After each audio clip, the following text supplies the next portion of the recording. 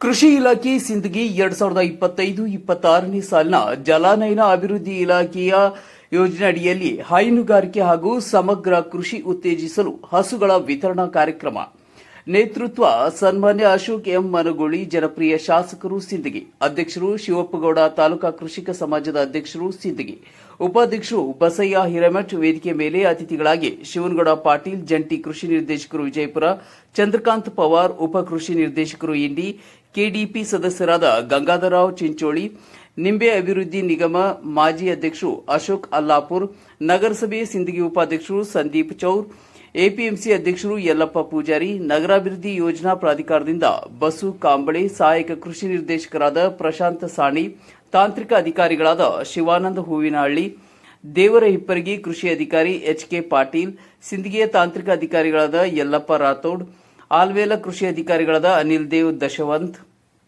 ಅಬ್ದುಲ್ ಇಟಗಿ, ಮಡಿವಾಳ ದೊಡ್ಡಮರಿ, ಈರಣ್ಣ ಅಂಗಡಿ, ಅರುಣ್ ಮನ್ನಾಪುರ್, ಅನ್ವರ್ ಹುಂಡೇಕರ್, ಆಕಾಶ್ ನಾವಿ ಹಾಗೂ ಸಹಾಯಕ ಕೃಷಿ ನಿರ್ದೇಶಕರ ಕಚೇರಿಯ ಎಲ್ಲ ಅಧಿಕಾರಿ ಸಿಬ್ಬಂದಿ, ತಾಲೂಕಿನ 3 ರೈತ ಸಂಪರ್ಕ ಕೇಂದ್ರಗಳ ಅಧಿಕಾರಿ ಮತ್ತು ಸಿಬ್ಬಂದಿಗಳು ಹಾಜರಿದ್ದರು. Basavaraj Padashetti, MTV news Kannada, Sindagi. ಇನ್ನೊಂದು ಸ್ಪೆಷಲ್ ಆಗಿ ಹೇಳ್ತೇನೆ, ನಿಮಗೇನ ಹೆಚ್ಚಿಗೆ ಕೂಡ ನೆರಮನೆಯವರು ಕೂಡ ಸ್ವಲ್ಪ ಹಾಲು ಮೊಸರು ಕೊಟ್ಟು ಒಳ್ಳೆ ಪುಣ್ಯ ಕೆಲಸ ಮಾಡ್ತೀವಿ. ನೀವು ನೋಡ್ರಿ, ಮನ್ಯಾಗ ಹಾಲು ಇತ್ತಂತಂದ್ರೆ ಹಾಲು ಮೊಸರು ಹೊಂದಂತ ರೈತ ಹೊಲಕ್ಕೆ ಹೆಂಗೆ ಹೋಗ್ತಾನೆ, ಗಂಡಿಗೆ ಹಚ್ಚಾಕೊಂಡು ಹೊಡ್ಕೋತ ಹೋಗ್ತಾನೆ.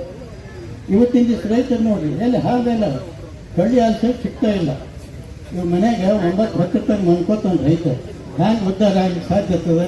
ಅದಕ್ಕೆ ನೀವು ಅನುಕೂಲ ಮಾಡಬೇಕು. ಅದಕ್ಕೆ ಉದಾಹರಣೆ ನನ್ನ ವೈಯಕ್ತಿಕನೇ ಹೇಳ್ತೀನಿ. ನಾನು ಸಣ್ಣ ಬಿಡ್ಲಕ್ಕೇ ಹಾಲು ಕುಡ್ಕೊತ ಬಂದೀನಿ. ಮನೆಗೆ ಹಾಲು ಕುಡ್ಕೊಂಡು ಬಂದಂತ 93 ವಯಸ್ಸದ ಮನುಷ್ಯ ಆಗ್ತಿದ್ದೀನಪ್ಪ ಅಂತಂದ್ರೆ ನಾನು ಉದಾಹರಣೆ ಆಗ್ತಕ್ಕಂಥ ನನ್ನಂತೆ ನೀವು ಎಲ್ಲರೂ ಕೂಡ ನೀವು ಹಾಲು ಮತ್ತು ಹೊರಗೆ ಮಾಡ್ಲಕ್ಕೇ ನೀವು ಮಾಡ್ಕೊಂಡು ಹೋಗಿ. ಇನ್ನೊಂದು ಸ್ಪೆಷಲ್ ಆಗಿ ಹೇಳ್ತೇನೆ, ನಿಮಗೇನಪ್ಪ ಅಂತಂದ್ರೆ ಗಣೇಶ ಪಂಚಾಯತಿ ಆಮೇಲೆ ತಿಳ್ಕೊಂಡು ಸ್ವಲ್ಪ ತುಪ್ಪ ಹಾಕೊಂಡ್ರ ಯಾವ ರೀತಿ ವಾಸನೆ ಬರುತ್ತೆ ಮತ್ತು ಉಪ್ಪಿಟ್ಟು ತಿನ್ನಕ್ಕೆ ಬಹಳ ಚೆನ್ನಾಗಿರುತ್ತೆ. ಆ ರೀತಿ 3 ವರ್ಷಕ್ಕೆ ಒಮ್ಮೆರೆ ನಾವು ತಿಪ್ಪಿ ಗೊಬ್ಬರ ಅದಕ್ಕೆ ಮುಟ್ಟಿಸಿದ್ದೆ ಆದ್ರೆ, ಹೊಲಕ್ಕೆ ಮುಟ್ಟಿದ್ದೆ ಆದ್ರೆ ಆ ಒಂದು ಮಣ್ಣಿನ ಫಲವತ್ತತೆ ಅಂತೀನೋ, ಮಣ್ಣಿನ ಆರೋಗ್ಯ ಅಂತೀನೋ, ಆ ಆರೋಗ್ಯವನ್ನು ನಾವು ಕಾಪಾಡ್ಕೊಂಡು ಹೋಗ್ಬೇಕು.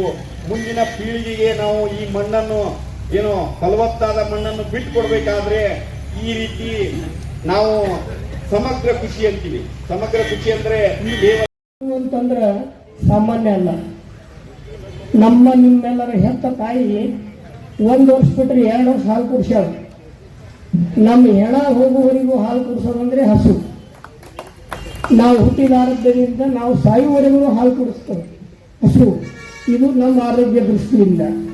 ಆಕಳ ಏನು ಮಹತ್ವದ ಹಿಂದಿನ ಕಾಲಿಡುವು ಅಂತಂದ್ರೆ, ಆಕಳ ಹೊಟ್ಟೆಯಲ್ಲಿ 33 ಕೋಟಿ ದೇವತೆಗಳ ವಾಸ ಇಂದ ಕೃಷಿ ಬೆಳೆ. ಆಮೇಲೆ ನಿಮ್ಮಂತ ಹಳ್ಳಿಯವ್ರು ಹೇಳ್ಯಾರ, ಆಕಳ ಹೊಟ್ಟೆಗೆ ಅಚ್ಚೇರ್ ಬಂಗಾರ ಅದ ಅಂತ ಹೇಳಿ. ಅಚ್ಚೇರ್ ಬಂಗಾರ ಅದ ಅಂದ್ರೆ ಏನು? ಬಂಗಾರ ಏನದು? ಅಚ್ಚೇರ್ ಬಂಗಾರ ಅದ. ಈಗ 10 ಗ್ರಾಮ್ ಬಂಗಾರಿಗೆ 1 ಲಕ್ಷ. ಹಾಗೆ ಅಚ್ಚೇರ್ ಬಂಗಾರಕ್ಕೆ ನಮ್ಗೆ ಯಾಕೆ ಹೇಳ್ಯಾರ ಅಂತಂದ್ರೆ, ಒಕ್ಕಲ್ತನಕ್ಕೆ ಬಹಳ ಪೂರಕವಾದಂಥ ಶಕ್ತಿ ಆಕಳು ಕೊಡ್ತೇವೆ. ಹೇಗದ ಅಂದ್ರೆ, ಒಂದು ಆಕಳು ನಾವು ಸಾಕ್ತೀವಿ ಅಂತಂದ್ರೆ ಆರೋಗ್ಯ ದೃಷ್ಟಿಯಿಂದಂತೂ ತಾಯಿ ಸಮಾನ ಅಂತ ಹೇಳೀನಿ. ಕೃಷಿಗೆ ಹೆಂಗದ ಅಂತಂದ್ರೆ, ಒಂದು ಆಕಳು ನೀವು ಯಾರಾದ್ರೂ ರೈತರು ಸಾಕಿದ್ರೆ 30 ಎಕರೆಗೆ ಸಫಿಷಿಯಂಟ್ ಗೊಬ್ಬರ ಮಾಡ್ತದೆ. 30 ಎಕರೆಗೆ ಒಂದು ಆಕಳು. ಅದಕ್ಕೆ ನೀವೆಲ್ಲರೂ ಇಂಥ ಯೋಜನೆ ತಂದಿದ್ದು ನಾವು ಯಾರು ಮರಿಬಾರ್ದು ರೈತರು. ಯಾಕಂತಂದ್ರೆ ಭಾಳ ಜನ ಮಷಿನ್ ಕೊಟ್ಟಾರ, ಚೀಟಿ ಮ್ಯಾಗ ರೊಕ್ಕ ಕೊಟ್ಟಾರ, ಆನ್ಲೈನಿಗೆ ಹಾಕ್ಯಾರ, ಆಕಳನೂ ತೊಗೊಂಡಿಲ್ಲ, ಯಾರೂ ತೊಗೊಂಡಿಲ್ಲ ಹಿಂದಿನ ಕೆಲವೊಂದು ಯೋಜನೆಗಳಲ್ಲಿ. ಆದ್ರೆ ಇವತ್ತಿನ ದಿವಸ ಆಕಳುಗಳೇ ಕಟ್ಟ್ಯಾರ ಅಂತಂದ್ರೆ ಭಾಳ ಸಂತೋಷ ಆಗ್ತದೆ. ಆದರೆ ಪ್ರತಿಯೊಬ್ಬ ರೈತರು ಒಂದು ಆಕಳು ಸಾಕೋದ್ರಿಂದ 30 ಎಕರೆ ಗೊಬ್ಬರ ಆಗ್ತದೆ. ಅದು ಹೇಗಾಗ್ತದೆ, ಏನಾಗ್ತದೆ ಅನ್ನೋದು ನಾವು ಮತ್ತೊಂದು ಯಾವಾಗಾರೆ ಈ ನ್ಯಾಚುರಲ್ ಫಾರ್ಮಿಂಗ್, ನಮ್ಮೂರು ನ್ಯಾಚುರಲ್ ಮತ್ತು ಬರ್ತಾ ಇದೆ. ಅದಕ್ಕೆ ನಮ್ಮೂರಿಗೆ ನಾವು ಮುಂದಿನ ಸಲ ಸ್ಕೀಮ್ನಲ್ಲಿ ನಮ್ಮೂರಿಗೆ ಆಕಳುಗಳು ಕೊಡ್ಬೇಕಂತೇಳಿ ತಮ್ಮಲ್ಲಿ ನಾವು ಕಳ್ಕೊಂಡು ಕೂಡ ಇದ್ದಾರೆ ಅಂತ ನಾನು ಹೆಮ್ಮೆಯಿಂದ ಹೇಳೋಕೆ ಇಚ್ಛೆ ಪಡ್ತೀನಿ. ಅದು ಕೂಡ ಕೆಲವು ದಿನಗಳ ಹಿಂದೆ ಪರಿಹಾರ ಕೂಡ ನಿಮಗೆ ಜಮಾ ಆಯಿತು. ಅದನ್ನು ಕೂಡ ನಾನು ನಿಮಗೆ ಹೇಳಬೇಕಾಗಿಲ್ಲ. ಮುಂದೆ ಹಾಗೇನೆ ಇನ್ನೊಂದು ಹೆಜ್ಜೆ ಮುಂದಿಟ್ಟು ಸರ್ಕಾರ ಒಂದು ಯೋಚನೆ ಹೇಳ್ತೀನಿ ನಿಮಗೆ. ರೈತಾಪಿ ವರ್ಗದಲ್ಲಿ ಸಣ್ಣ ರೈತರು ತಮ್ಮ ನೆಮ್ಮದಿ ಜೀವನ ನಡೆಸಿಕೊಳ್ಳಲು, ತಮ್ಮ ಬದುಕನ್ನು ಕಟ್ಟಿಕೊಳ್ಳಲು ಒಂದೊಂದು ಹಸುಗಳನ್ನು ಕೊಡಬೇಕು. ಆ ಹಸುಗಳ ಹೈನುಗಾರಿಕೆಯನ್ನು ಮಾಡಿ ಅವರು ಒಂದು ಏನೋ ಒಂದು ಹಂತಕ್ಕೆ ಒಂದು ನೆಮ್ಮದಿಯನ್ನು ಕಟ್ಟಿಕೊಳ್ಳಿ ಅನ್ನೋದಕ್ಕೆ ಮುಖಾಂತರ ಒಂದು ಯೋಜನೆಯನ್ನು ಪ್ರಾರಂಭಿಸಿತು. ಹಾಗೆ ನನಗೆ ಒಂದ್ಸಲ ಇಲ್ಲೇ ಐವಿಯಲ್ಲಿ ನಾನು ಶಾಸಕರು ಕೂತಿದ್ರು, ನಾವು ಹೋದೆ. ಶಾಸಕರು ಹೇಳಿದ್ರು, ಹಲವಾರು ರೈತ ಪರವಾದಂತಿರ್ಬೋದು, ಬಡ ವರ್ಗಕ್ಕಿರ್ಬೋದು, ಹಲವಾರು ಯೋಜನೆಗಳು ಸರ್ಕಾರ ನೀಡ್ತೈತಿ. ಆದರೆ ಅದನ್ನು ಸದುಪಯೋಗ ಪಡಿಸೋದಕ್ಕಿಂತ ದುರುಪಯೋಗ ಪಡಿಸುವಂತ ಜನ ಜಾಸ್ತಿ ಇದ್ದಾರೆ ಅನ್ನುವಂಥ ಮಾತನ್ನು ಶಾಸಕರನ್ನು ಹೇಳಿದ್ರು. ಹಾಗೇನೆ ಈ ಹಸುವಿನ ಯೋಜನೆ ಕೂಡ ನನಗೆ ಹೇಳಿದ್ರು. ಶಾಸಕರು ಹೇಳಿದ್ರು, ನೀನು ಮಾಡ್ತೇನಿದು ಅಂತ ಹೇಳಿ ನನಗೆ ಕೇಳಿದ್ರು. ಶಾಸಕರು ಹೇಳಿದೆ, ನಾ ಮಾಡ್ತೀನಿ ಶಾಸಕರು, ನನಗೂ ಕೊಡಿ ಅಂತ ಹೇಳಿದೆ. ಆಯ್ತು ನೋಡಪ್ಪ, ಒಳ್ಳೆ ರೀತಿ ಮಾಡೋಕೆ, ಹೆಸರು ಕೆಡೋದು ಮಾಡೋಕೆ ಹೋಗ್ಬೇಡ್ರಿ ಅಂತ ಹೇಳಿದ್ರು. ಆಯ್ತು ಅಂದ.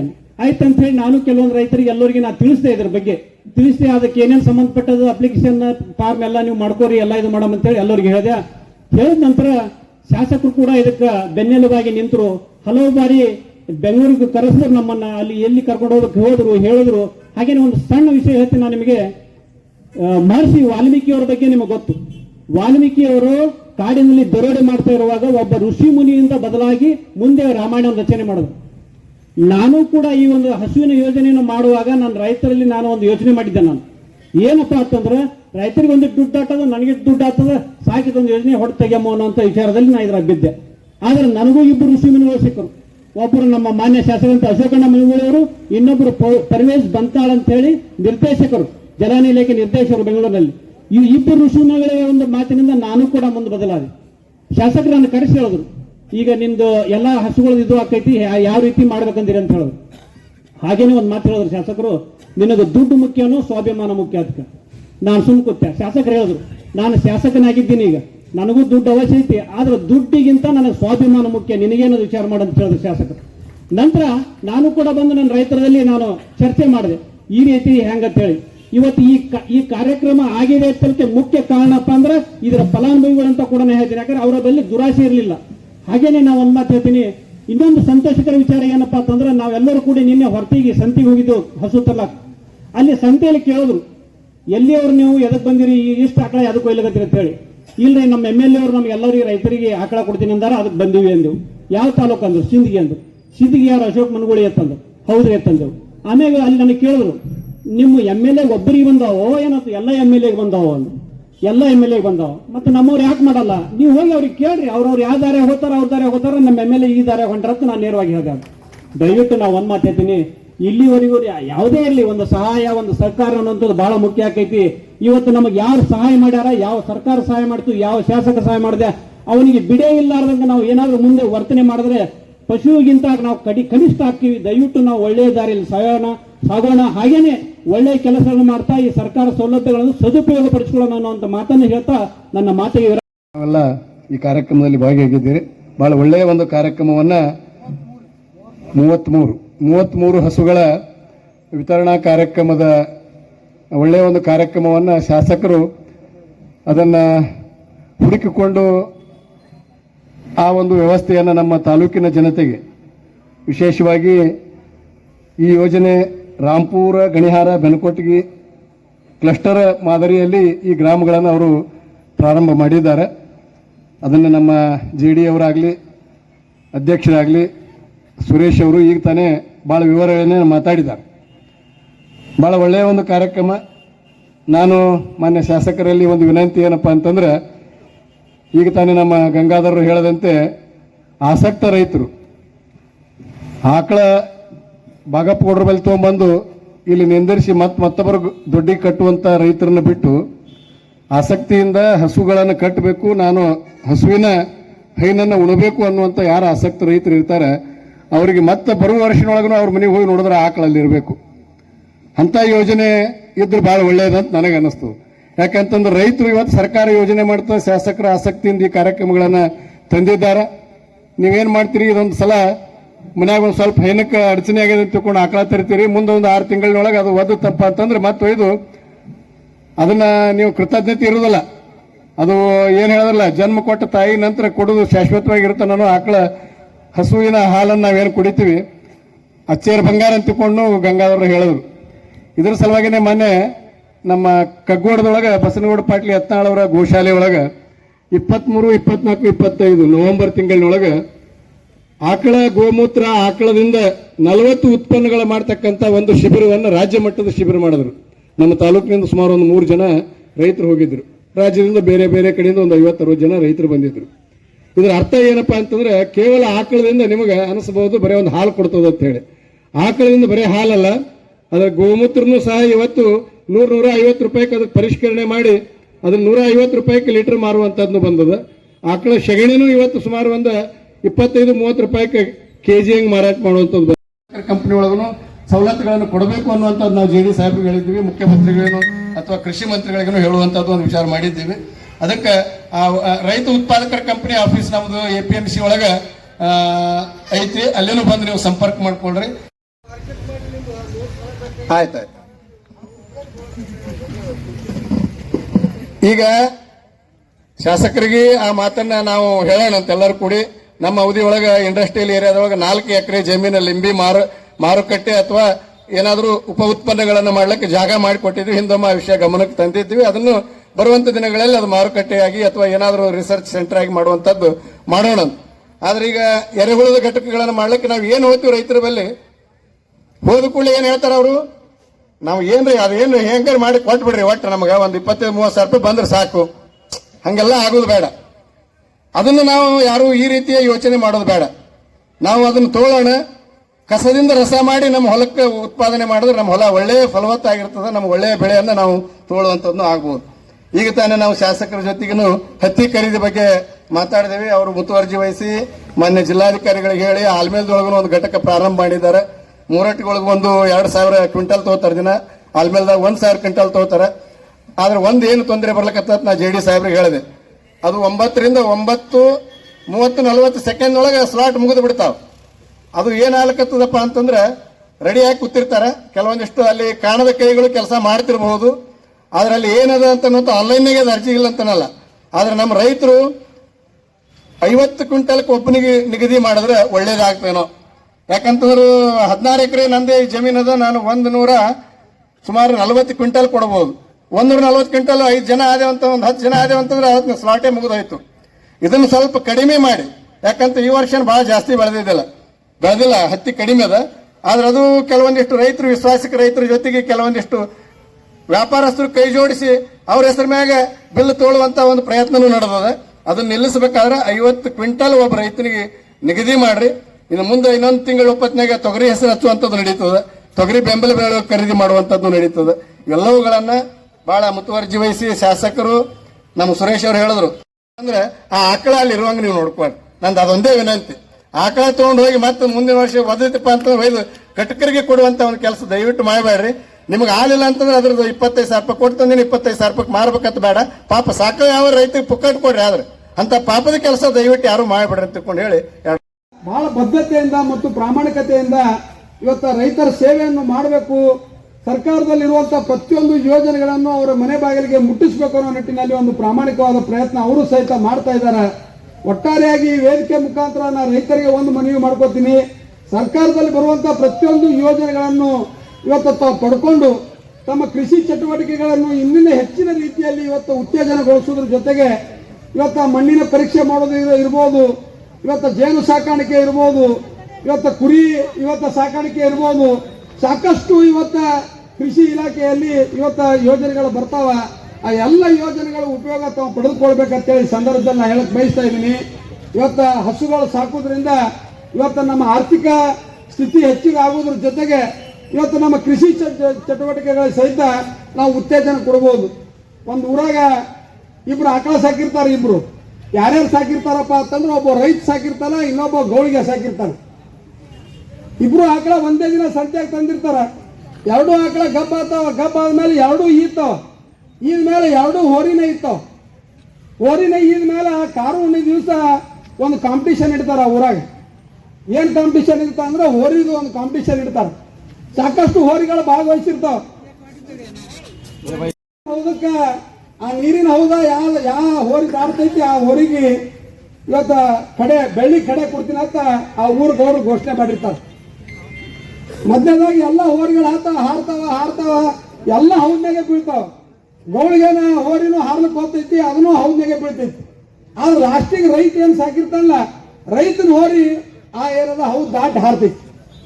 ಹೌದ್ ದಾಟ್ ಹಾರಿದ ಕೂಡಲೇ ಅವ ಗದ ತೋತಾನ. ರೈತ ಬಂದು ಅವಾಗ ಸ್ವಾಮೀಜಿಗಳ ಕಡೆಯಿಂದ ಗದ ಕೊಡಿಸ್ತಿರ್ತಾರ. ಒಬ್ರು ಪರಮ ಪೂಜ್ಯರು ಕೇಳ್ತಾರ, ಎಲ್ಲ ಹೋರಿಗಳು ಹೌದ್ನಾಗೆ ಬಿದ್ದು ನಿನ್ನ ಹೋರಿ ಮಾತ್ರ ಹೌದು ದಾಟ್ ಹಾರ್ತು, ಏನ್ ಕಾರಣಪ್ಪ ಅಂತ ಕೇಳ್ತಾರ. ಇಲ್ರಿ, ನಾನು ಆ ಆಕಳಂದು ಪೂರ ಹಾಲು ಹಿಂಡ್ಕೊಳ್ಳೋದಿಲ್ರಿ, ನಾ ಕರಕ್ ಇಟ್ಟು ಬಿಡ್ತೀನಿ. ನನಗೇನದು ಉಪಜೀವನಕ್ಕೆ, ನಾ ಕುಡಿಲಿಕ್ಕೆ, ನಾ ಮೊಸರು ಬೆಣ್ಣೆ ಮಜ್ಜಿಗೆ ಮಾಡ್ಕೊಳಕ್ ನಾ ಉಪಯೋಗ ಮಾಡ್ಕೋತೀನಿ, ಉಳಿಕಿದ ಆಕಳಕ್ಕೆ ಬಿಡ್ತೀನಿ ರೀ. ಅದಕ್ಕೆ ನನ್ನ ಹೋರಿ ಏನೈತಿ ಆ ಹೌದ್ ದಾಟ್ ಹಾರ್ಯದ. ಉಳ್ಕಿದವ್ರು ಹಾಲೇ ಬಿಡುದಿಲ್ರಿ, ಆಕಳದಾಗ ಪೂರ ಹಿಂಡ್ತಾರ, ಒಯ್ದು ಮಾರ್ತಾರ, ಮೇವನ್ನು ತಿನ್ಸುದಿಲ್ಲ. ಅವರೆಲ್ಲ ಹೋರಿಗಳು ಏನದ ಹೌದ್ನಾಗ ಬಿದ್ದಾವ ಅಂತ ಹೇಳ್ತಾರೆ. ಈ ಮಾತನ್ನ ಯಾಕೆ ಹೇಳ್ತಾ ಇದ್ದೀನಿ ಅಂತಂದ್ರೆ, ಇವತ್ತು ರೈತರಿಗೆ ಬಹಳ ಅವಶ್ಯಕತೆ ಅದ, ಅದರಲ್ಲಿ ಹೈನುಗಾರಿಕೆ ಬಹಳ ಅವಶ್ಯಕತೆ ಅದ. ನಾನು ಸಹಿತ ಶಾಸಕನಾಗೋಕ್ಕಿಂತ ಮುಂಚೆ 70 ಆಕಳ ಸಾಕಣೆ ಮಾಡಿದ್ದೆ. ಇವತ್ತು ಚಿಕ್ಕಬಳ್ಳಾಪುರ, ವಿಜಯಪುರ ಅಂತ ಹೇಳಿ ಒಂದು ಚಿಕ್ಕಬಳ್ಳಾಪುರ ಬಳಿ ಒಂದು ಹಳ್ಳಿ ಐತಿ. ಆ ಹಳ್ಳಿಯಾಗ ನಾ ಹೋಗಿದ್ದೆ. ಒಂದ್ ಕಡೆ ನಾನೇ ಖುದ್ದು ಆಕಳ ತಗೊಂಡ್ಬರ್ಲಿಕ್ಕೆ ಹೋಗಿದ್ದೆ. 12 ಲೀಟರ್ ಹಾಕಿದ್ರು, ತೊಗರಿ ಹಾಕಿದ್ರು, ಅಲಸಂದಿ ಹಾಕಿದ್ರು, ಹೆಸರು ಹಾಕಿದ್ರು. ಎಲ್ಲ ಬೆಳೆಗಳು ಇವತ್ತು ಹೋಗ್ಬಿಟ್ಟಿದ್ದು. ಮುಂಗಾರಿನ ಎಲ್ಲ ಬೆಳೆಗಳು ಇವತ್ತು 60ರಿಂದ 70% ಇವತ್ತು ಮಳೆಗಾಗಿ ಇವತ್ತು ನಾಶವಾಗಿಬಿಟ್ಟಿದ್ದು. ಅದಕ್ಕೆ ನಾವು ಇವತ್ತು ನಮ್ಮ ಉಸ್ತುವಾರಿ ಸಚಿವರು ಇರ್ಬೋದು, ನಾವಿರ್ಬೋದು, ನಮ್ಮ ಇಲಾಖೆ ಎಲ್ಲ ಅಧಿಕಾರಿಗಳು, ಬರೀ ಕೃಷಿ ಇಲಾಖೆ ಅಧಿಕಾರಿಗಳು ಅಷ್ಟೇ ಅಲ್ಲ, ಇವತ್ತು ತಹಶೀಲ್ದಾರ್ ಇರ್ಬೋದು, PDOಗಳು ಇರ್ಬೋದು, ತಲಾಟಿಗಳು ಇರ್ಬೋದು, ಕಳೆದ 1 ರಿಂದ 2 ತಿಂಗಳಿಂದ ನಿರಂತರವಾಗಿ ಇವತ್ತು ಇಡೀ ಸಿಂದಗಿ ಮತಕ್ಷೇತ್ರದ ಸರ್ವೆ ಮಾಡಿ ರೈತರಿಗೆ ಬೆಳೆ ಪರಿಹಾರ ಕೊಡಿಸುವ ನಿಟ್ಟಿನಲ್ಲಿ ಸರ್ಕಾರಕ್ಕೆ ವರದಿ ಸಲ್ಲಿಸಿದ್ರು. ಇವತ್ತು ನನಗೆ ಬಹಳ ಸಂತೋಷ ಅನಿಸ್ತದೆ. ಇಡೀ ಬಿಜಾಪುರ ಜಿಲ್ಲೆಗೆ 570 ಕೋಟಿ ರೂಪಾಯಿ ಬೆಳೆ ಪರಿಹಾರ ಇವತ್ತು ಮಂಜೂರಾಗ್ಯದ. ಅದರಲ್ಲಿ ಸಿಂದಗಿ ತಾಲೂಕಿಗೆ 101 ಕೋಟಿ ರೂಪಾಯಿ ಬಿಡುಗಡೆ ಆಗಿದ್ದು ಈ ಸಂದರ್ಭದಲ್ಲಿ ನಾನು ಹೇಳಕ್ ಬಯಸ್ತಾ ಇದ್ದೀನಿ. ಇವತ್ತು ಸಿಂದಗಿ ತಾಲೂಕಿನ 29,093 ಮಂದಿ ರೈತರಿಗೆ 52 ಕೋಟಿ 98 ಲಕ್ಷ ರೂಪಾಯಿ ಇವತ್ತು ಮಂಜೂರಾಗ್ಯದ. ಅದ್ರ ಜೊತೆಗೆ ಆಲ್ಮೇಲ್ ತಾಲೂಕಿನ 17,416 ರೈತರಿಗೆ 47 ಕೋಟಿ 96 ಲಕ್ಷ ರೂಪಾಯಿ. ಅಂದ್ರೆ ಒಟ್ಟಾರೆಯಾಗಿ 186 ಲಕ್ಷ, 100 ಕೋಟಿ ಮೇಲೆ 86 ಲಕ್ಷ ರೂಪಾಯಿ ಇವತ್ತು ಸಿಂದಗಿ ಮತಕ್ಷೇತ್ರದ ರೈತರಿಗೆ ನಮ್ಮ ಕರ್ನಾಟಕ ಘನ ಸರ್ಕಾರ ಇವತ್ತು ಬೆಳೆ ಪರಿಹಾರ ನೀಡಿದೆ ಅಂತೇಳಿ ಬಹಳ ಅಭಿಮಾನದಿಂದ ಈ ಸಂದರ್ಭದಲ್ಲಿ ನಾ ಹೇಳಕ್ ಬಯಸ್ತಾ ಇದ್ದೀನಿ. ಅದಕ್ಕೆ ಮುಂಬರುವ ದಿನಮಾನಗಳಲ್ಲಿ ಈಗಾಗಲೇ ನಾವು ಹೆಂಗೆ ಯರಗಲ್ಲ, ಮೋಟ್ಗಿ, ಆಮೇಲೆ ಯಾವುದು ರಾಂಪುರ, ಇವೇನು 8 ಗ್ರಾಮ ಪಂಚಾಯತಿಗಳಿಗೆ ಈ ರಫ್ತಾರು ಯೋಜನೆಗೆ ಜಾರಿಗೆ ತಂದಿವಿ. ಇನ್ನೂ 3 ಇವತ್ತು ಗ್ರಾಮ ಪಂಚಾಯತಿಗಳು ಇವತ್ತು ಸರ್ಕಾರದ ಹಂತದಲ್ಲಿ, ಮಂಜೂರು ಹಂತದಲ್ಲಿ ಅವು ಯಾವಪ್ಪ ಅಂತಂದ್ರೆ ಒಂದು ಚಾನ್ಕೋಟ್ಗಿ, ಎಂಕಂಚಿ ಮತ್ತು ಆಲ್ಮೇಲ್.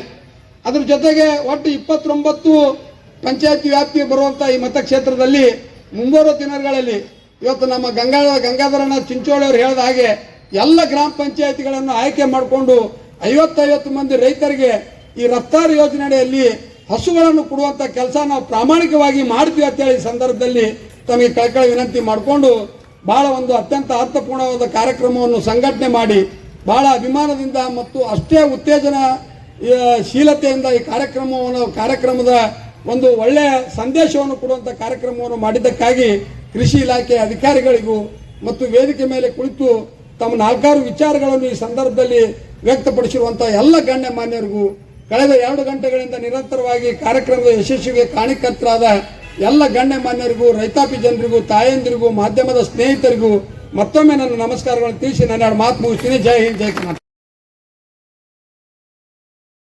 ಅವರಿಗೂ, APMC ಅಧ್ಯಕ್ಷರಾದ ಯಲ್ಲಪ್ಪ ಪೂಜಾರಿ ಅವರಿಗೂ ಹಾಗೂ ನಗರಾಭಿವೃದ್ಧಿ ಯೋಜನೆ ಪ್ರಾಧಿಕಾರಿಯಾದ ಬಸು ಕಾಂಬ್ಳೆ ಅವರಿಗೂ, ಇತರ KDP ಸದಸ್ಯರಿಗೂ, ಅದೇ ರೀತಿ ನಗರಸಭೆಯ ಉಪಾಧ್ಯಕ್ಷರಾದ ಸಂದೀಪ್ ಚೌರ್ ಅವರಿಗೂ ಈ ಕಾರ್ಯಕ್ರಮವನ್ನು ಅಚ್ಚುಕಟ್ಟಾಗಿ ಏರ್ಪಡಿಸಿದ್ದಕ್ಕಾಗಿ, ಈ ಕಾರ್ಯಕ್ರಮದಲ್ಲಿ ಹಾಜರಿದ್ದಕ್ಕಾಗಿ ಅವರೆಲ್ಲರಿಗೂ ತುಂಬ ಹೃದಯದ ಅಭಿನಂದನೆಗಳನ್ನು ಸಲ್ಲಿಸಿ, ಅದೇ ರೀತಿ